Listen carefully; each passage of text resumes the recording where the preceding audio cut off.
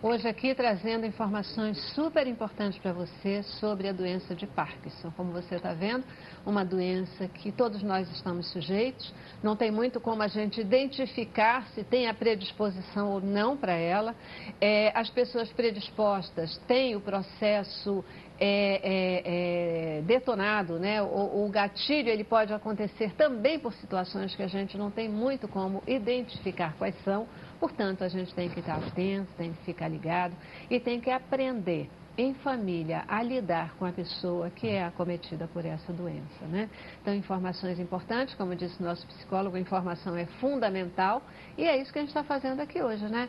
Conhecimento. Sabe, a Bíblia, ela ensina isso pra gente. Ela diz sempre que a gente conhece, conhecendo a verdade, ela é libertadora, né? Então, quando a gente conhece a respeito de uma doença, como é que isso é libertador? É libertador sim, porque nos ajuda a lidar com a situação, nos ajuda a saber, né, como agir e reagir. E nesse sentido é que eu queria poder entender com vocês como é que a gente lida com essa doença. Como é o tratamento do Parkinson? O tratamento ele passa por vários profissionais, né? Quer dizer, tem o médico, tem o fisioterapeuta, tem o psicólogo, tem fono, tem terapia ocupacional, tem milhões de outros profissionais que, uma vez que a gente descobriu que os movimentos, que a doença não é só a parte motora, que existem outros componentes associados, isso se expandiu muito. Uhum. Mas em relação ao tratamento da parte motora, que é o que a gente vai falar um pouco aqui, ela é metade remédio, metade exercício. Você não trata o doente de Parkinson só com remédio e você não trata o doente de Parkinson só com exercício. Ele tem que ter um misto. Você vai tratar os sintomas motores, existem várias medicações no mercado que podem ajudar o paciente e a visão do tratamento é aquilo que você falou, é dar independência ao paciente e qualidade de vida. Então, eu vou discordar só um pouquinho da Vera, porque quando ela falou do fenômeno on-off, da marcha, de desequilíbrio, não é todo mundo que vai evoluir para isso, não é todo mundo que evolui igual, assim como uns têm tremores, outros não têm. Cada paciente é um paciente, não existe uma receita de bolo para tratar. Você trata o paciente, quais são os sintomas que o paciente tem e quais são daqueles que estão impactando a qualidade de vida. Só para ter uma ideia, a depressão é um sintoma da doença de Parkinson que mais impacta a qualidade de vida. Então, às vezes você deixa de tratar o tremor e coloca o paciente para tratar a depressão com o psicólogo, com o psiquiatra, ele melhora muito, não precisa nem tratar a parte motora. Uhum. Então, as pessoas têm que entender que não é só remédio. Remédio não vai funcionar tudo. Vai ter que ter a parte física associada e a parte de apoio psicológico também.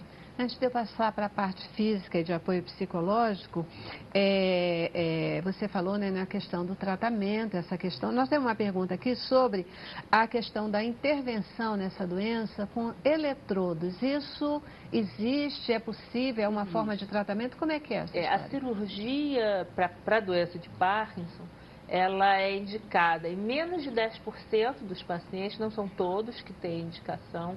A indicação é muito precisa, é tremor intratável, aquele paciente tem um tremor.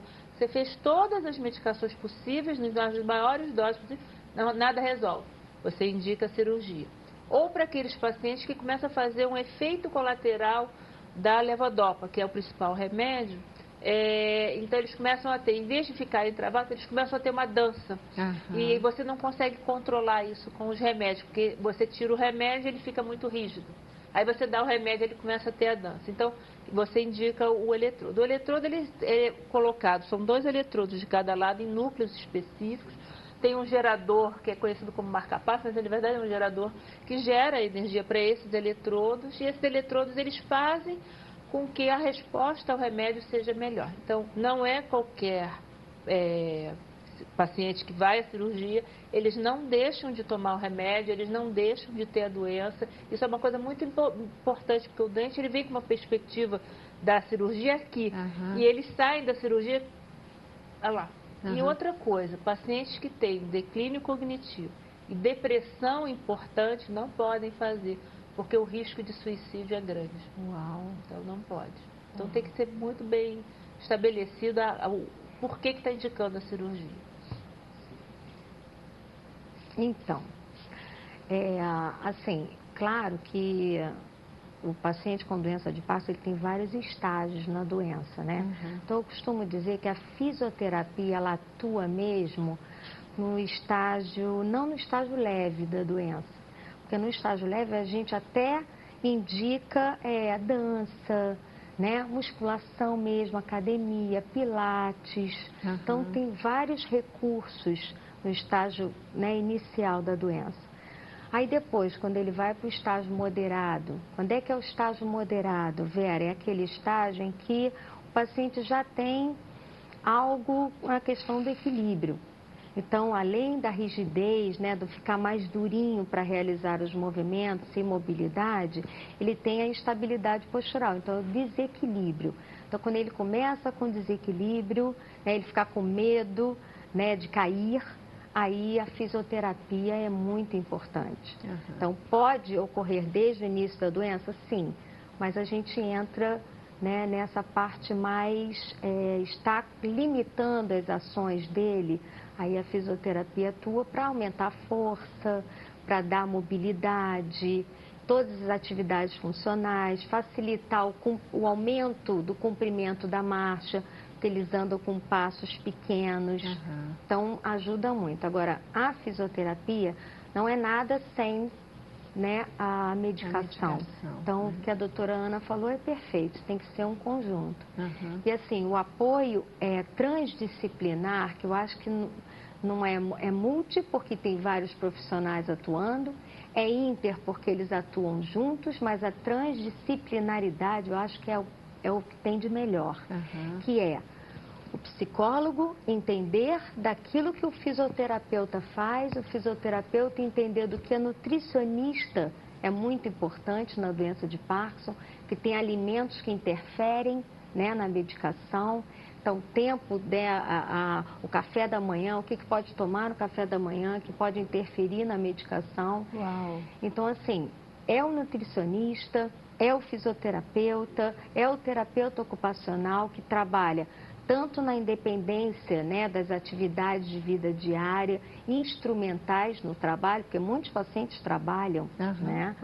E dá para ter vida relativamente normal, né? Claro. Ninguém precisa se sentir absolutamente incapaz. Né? Eles são capazes e a gente tem que dar essa qualidade de vida para eles, entendeu? E não só isso, mas a neuropsicologia é importante para avaliar as áreas cognitivas, não só avaliar, mas também tratar esse paciente perante as áreas acometidas, junto com a física, com a terapia ocupacional. Então, assim, lá no hospital Deolindo Couto, a gente no ambulatório, você falou na chamada, né? Ambulatório de fisioterapia, mas o meu ambulatório, a gente tem uma coisa muito rica, que é o trabalho transdisciplinar. Então, a gente tem grupos de trabalho com vários pacientes ao mesmo tempo, tem os trabalhos individuais, que são pacientes mais acometidos, nos estágios mais graves da doença, e que nós trabalhamos juntos ao mesmo tempo. E não só lá, como externo. A gente vai à praia, né, com esses pacientes, a gente faz exercícios na praia. Então, assim, junto com a família. Então, assim, a psicologia atua junto com a gente, ora com a família, ora com os pacientes. Bacana. Faz os pacientes virarem cuidadores, os cuidadores virarem pacientes. Excelente, né? Então, é muito rico, né? É muito rico o trabalho quando você tem essa visão transdisciplinar, você cresce. Não é só a fisioterapia, porque, infelizmente, as pessoas ainda pensam muito só no motor. E não é só a fisioterapia, né? Tem todos os sintomas não motores, já ditos pela doutora Ana, e que são importantes, né? Imagina o quanto que essa família tem que estar bem orientada para poder ajudar no contexto ambiental desse paciente, para melhorar a qualidade de vida. Você falou na alimentação. Eu sei que você não é nutricionista, mas dá para dar alguma dica de algum tipo de alimentação que deve-se ter cuidado, não utilizar de uma forma geral, ou não, isso é complicado porque a gente vai falar num geral e Assim, eu posso te dizer, pelo convívio, né, da nutricionista, a questão muito da proteína, né? Então, tem estudos que colocam que a proteína, se você, no café da manhã, ou mesmo no almoço, você ingere a proteína muito próximo da ingestão da medicação, você pode interferir no quanto que aquela medicação pode estar atuando melhor naquele indivíduo. Eu vou interferir um pouquinho. Na verdade, isso serve para um estágio mais avançado. No início, não tem, porque a medicação ela é absorvida, você precisa de pouco no início da doença. Então, você mesmo com a proteína, mesmo com o trânsito intestinal mais lento, você consegue lidar. Quando você começa, como ela falou, o tempo da dose aqui não chega a tempo da outra dose, ele já sente o efeito se perdendo, é a hora que você começa a rever a sua alimentação. Mas no início não tem restrição nenhuma. Por isso que é importante a gente entender que, né, tem diversos estágios na doença. E aí, para saber, né, quando indicar, né, o melhor profissional naquele momento para poder atuar. Quando já tem que ter cuidado. E esses profissionais, eles devem atuar sempre. Perfeito. A gente está falando, né, Zé Carlos, nessa questão da psicologia chegando junto no tratamento aí, cuidando do paciente, cuidando da família e falando da depressão. Eu acho que uma fala importante, eu queria te ouvir a respeito disso, mas não basta a fisioterapia, não basta o medicamento. Quando a gente está com a autoestima elevada, isso afeta todo o resto. Né? A depressão vem aí como um mal do século, não só por causa da doença de Parkinson, mas a depressão como um mal do século, capaz de arrebentar a vida das pessoas, tirar a alegria de viver, né? E algo que efetivamente precisa de um cuidado especial. Né? A depressão nesse quadro, ela tem a ver com a questão neurológica, mas é também a forma como esse indivíduo enxerga a doença, como ele se vê como doente. Então, se ele se vê, é muito comum o paciente ter vergonha por causa dos sintomas que ele manifesta, então ele se recolher, não querer mais sair, estar em lugares públicos, e aí, ao se recolher, ele agrava esses sintomas da depressão. Vai se enterrando. Logicamente, aí ele vai ficar cada vez mais deprimido, recolhido.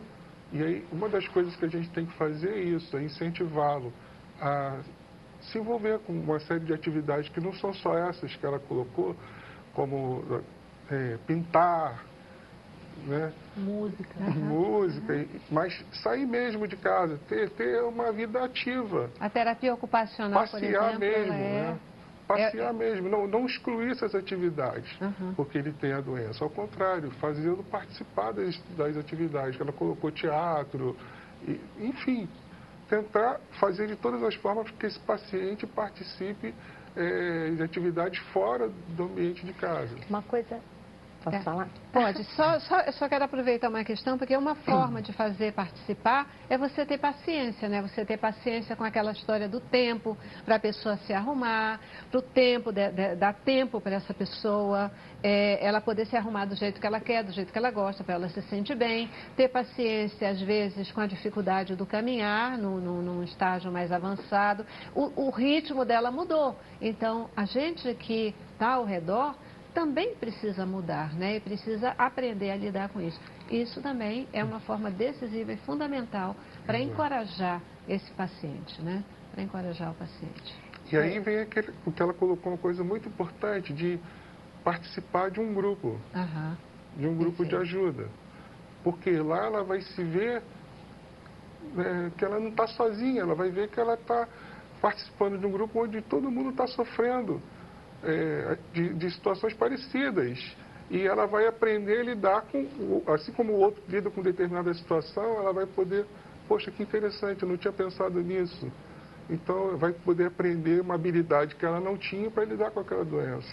Deus, quando fez o homem, ele viu lá, né, fez o primeiro homem e depois ele olhou e disse assim, poxa, não é bom que o homem esteja só, vou fazer uma ajudadora para ele. Mas é porque a visão de Deus, né, o homem é um ser social, a gente estar em grupo ajuda, desenvolve, faz bem, é essencial, efetivamente essencial ao ser humano. Eu já preciso para o intervalo, que a gente já estourou o tempo. Okay. Eu vou para o intervalo, mas eu volto com você, para você falar o que você está querendo falar, tá bom? Vamos lá.